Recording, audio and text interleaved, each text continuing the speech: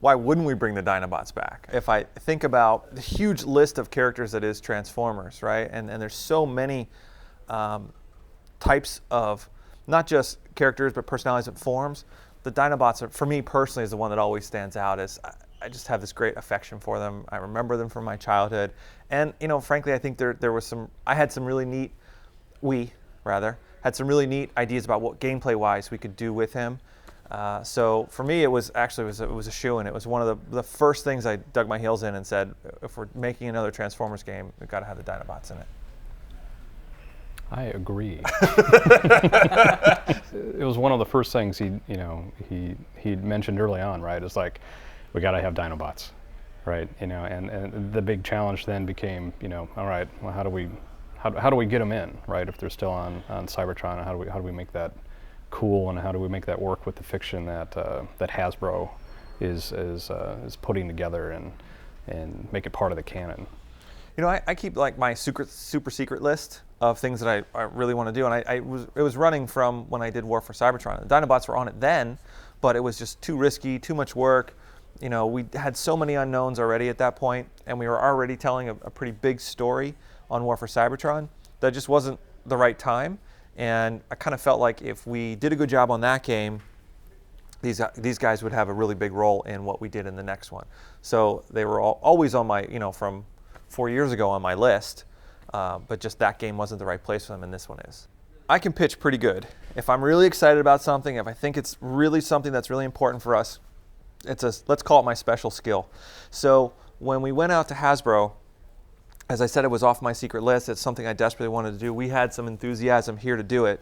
We went out to Hasbro, and they're kind of in this place of putting their canon all together into one universe, you know what I mean? Which is very different than they've historically done. So in that universe, they didn't really see a place for the Dinobots and how they fit. They have these crazy backstories. They've had a couple of them that don't make a huge amount of sense. And in all the things they were doing going forward, they didn't really have a home. But I was really passionate about it. I gave it my best, and we kind of turned that into a real special place where they could live in this universe, and maybe they're going to live further on in other continuities or other products that get done. But I was so passionate about what we were going to do with it, and I had it so clear in my head, and the gameplay was going to be so different than what we had done before, and really I thought we could bring something special to the table that the guys at Hasbro, Aaron Archer and the guys at Hasbro said, all right, let's make it work. Let's find a way to fit the Dinobots in, and let's kind of bring them back from extinction. Let's put them back on the roster. And it was, quite frankly, not that it was a conflict, but it was a huge victory for me personally and for the team, because we really wanted to do the Dinobots. I think the big hang-up with Hasbro was, well, how do we get it into the timeline and the story? Instead of, in the original lore, right, it was Ratchet who had discovered dinosaur bones, in the volcano that they crashed and all that stuff. And it was a fun, kid's story of how they came about, and they were built by Ratchet and Wheeljack, I think.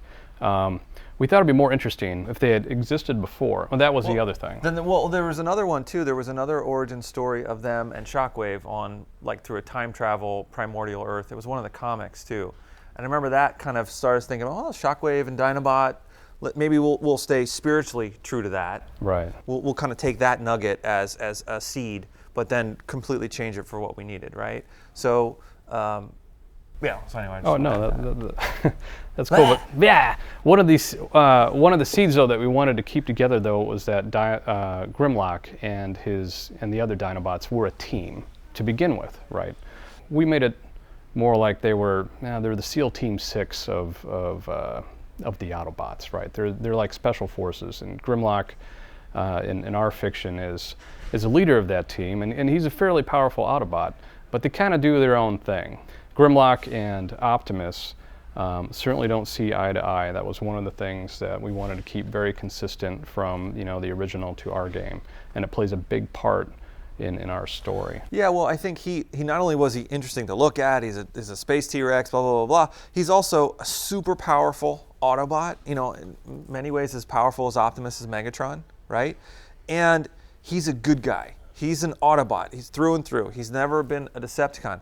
But that doesn't mean that he and Optimus see eye to eye, and that conflict was, I think, important to the story we wanted to tell, that Optimus is the guy in charge, and people follow him, but not everybody is 100% behind him, and there's some abrasion there between him and this other super powerful guy named Grimlock. And we thought that was a really interesting story piece as well. Yeah, it's also an interesting parallel, right? The relationship between Grimlock and Optimus, I think, kind of parallels on the Decepticon side a little bit between Starscream and Megatron. Grimlock is, powerful in his own right. He is someone who thinks he can do it better, or has a better way of doing things than Optimus does. And to your point, there's a lot of controversy going on in the end of days of Cybertron. Not everybody's happy with the world shutting down and having to leave. And Grimlock is one of those guys. The other thing, story-wise, that we wanted to wrestle with, or had to wrestle with, was the fact that everyone associates Grimlock with just being this stupid guy, right? Especially from the G1 cartoon, and that's something that I think we were very sensitive about, because I don't think that would play very well with, we've all grown up since then, right? And Grimlock was very lovable as a kid, but he's this ferocious Tyrannosaurus Rex, right? And he should be something to be feared. But at the same time, we want to pay homage to the origins of it, right? So one of the things we came up with is, let's make him more of a tortured soul, right? And Grimlock's inability to speak clearly really comes from a rewiring of his brain, right? That was done intentionally to him when he was taken prisoner from Shockwave. Right. So Shockwave in our universe creates the Dinobots, right? They were guys before Shockwave got a hold of them. They had their shapes. So, when we were doing War for Cybertron, we looked at the War Within series comic, which we thought was a great, kind of use of Cybertron. And in that comic series, Grimlock was involved as well. He was a cyber tank. He was a tank on Cybertron. And we could have very easily made a Grimlock character who was a tank. We have tanks in the game. It would have been too hard. But it was just, I really just want a space T-Rex. So, we needed a story change there, but we didn't want to kind of violate some of the pieces that were going on in there. So Grimlock and crew were this really powerful force. They all had their Cybertronian forms.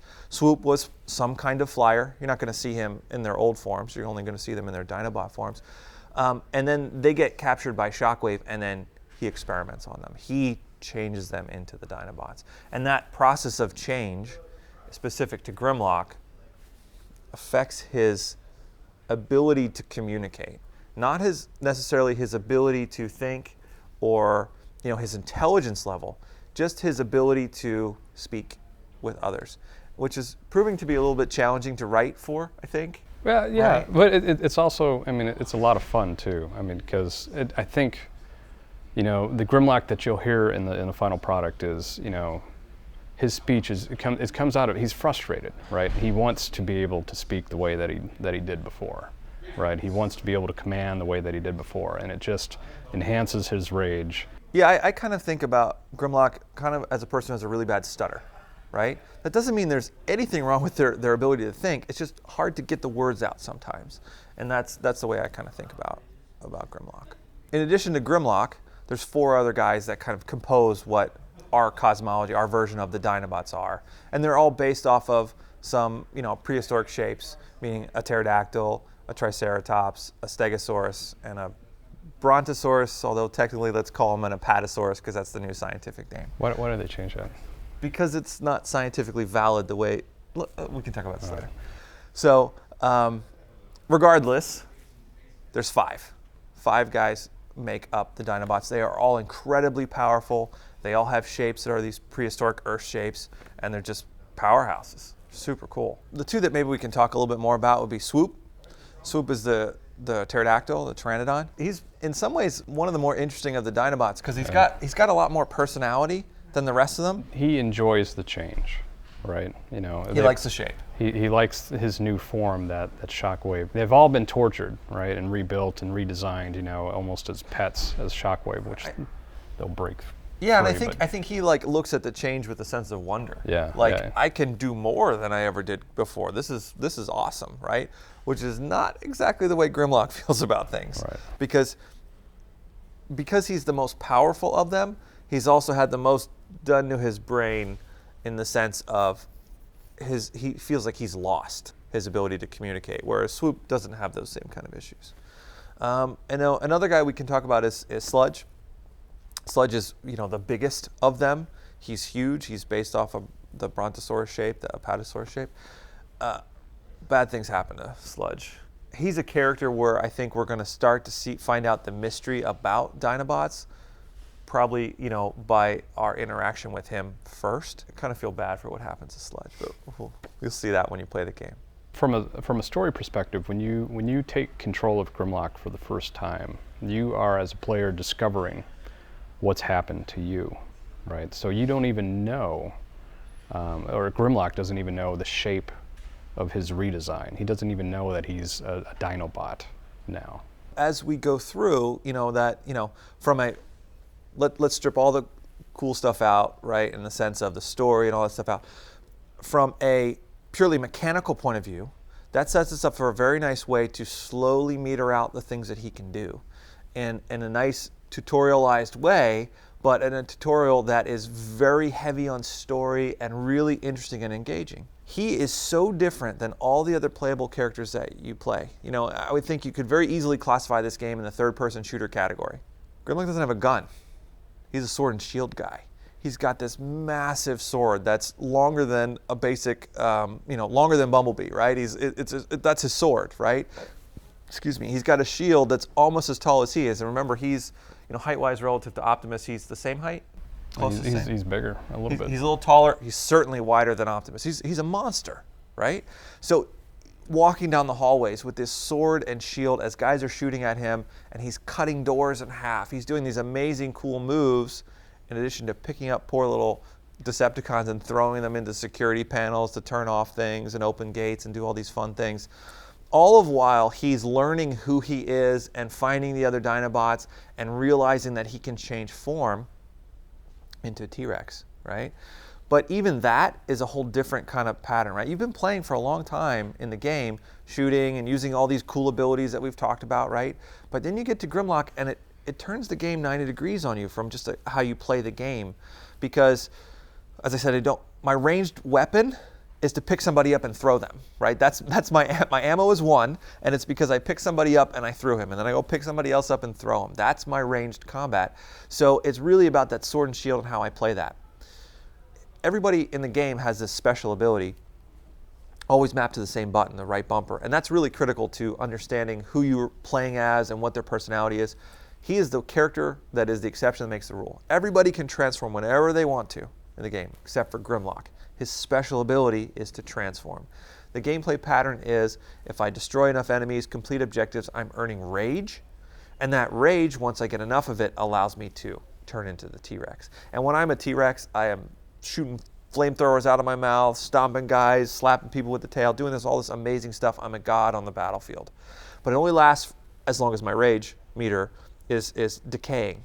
Now, if I keep killing guys, I can keep adding back to that rage meter. So really, this self-sustaining loop kind of generates. But it's a whole different way of playing than every other character in the whole game. Fiction-wise, the reason you can only do that when you're angry enough, right, is that Shockwave knew that when he redesigned Grimlock that he was going to be this ridiculously powerful beast that Shockwave wanted to control. So he put in some protocols into his brain to prevent him from transforming whenever he wanted to. And it takes, as you're discovering this about, yourself as a player, it takes that rage to break out of that protocol and be, the ultimate destroying machine that Shockwave meant you to be. I did have, actually I was looking at this and I did have one piece, I don't know if you want to add or not, when you're talking about a lot of the design stuff with the other guys. So this is my Grimlock toy, which I love. When we worked on the design for the character, I think he does a good job of illustrating where we have to make changes of things that aren't working for the game. So this guy, for example, we stayed really true to a lot of pieces. His hands are coming out of the feet. He's got claws kind of near his hands when he's in robot form. His head is frankly pretty spot on. He's got a lot of shiny metal in his chest plate. But there's two pieces about him that we really kind of changed. One is, these are some massive ski boots, right? I mean, Grimlock has big feet. I'm not going to say he doesn't have big feet, but they're not this big. Like to have some like that, he can't even walk, right? So when we originally designed some stuff on him, we had to really scale down the size of his feet to just make it look not silly. But the other one that's kind of a big one, if you notice here, he's got, you know, a lot of stuff on his back, right? His, you know, this is obviously this is the head of the T-Rex here, and then kind of the chest plates of the T-Rex, which on the toy all fold down like this. It's all good. But if you imagine the camera's here and I'm behind him trying to play the game, all I see is this, right? So we definitely talked about, and I'm sure there'll be some purists who say, well, wait, why doesn't he have the wings on his back and all that kind of stuff? And the reason is that you can't see a damn thing, right? When you're playing the game and you have these big things, I mean, we tried a couple things, but we had to strip all this out so that you could actually play it. So sometimes, and Grimlock's a really good example of sometimes we do have to make design changes. We understand the rules of these characters, and we know when we're breaking them on purpose. Anyway, I just thought that might be kind of interesting to people who are really big fans. But there are other pieces about Grimlock that, animation-wise, for example, the guys, when they did his transform animation, watched the cartoon, took some key elements from that, like certain pieces turn the way that they turned from, you know, his original transformation and stuff like that. So we try and stick as close as we can to the nostalgia quotient, you know, that I think, quite frankly, I think High Moon Suits is pretty darn good at.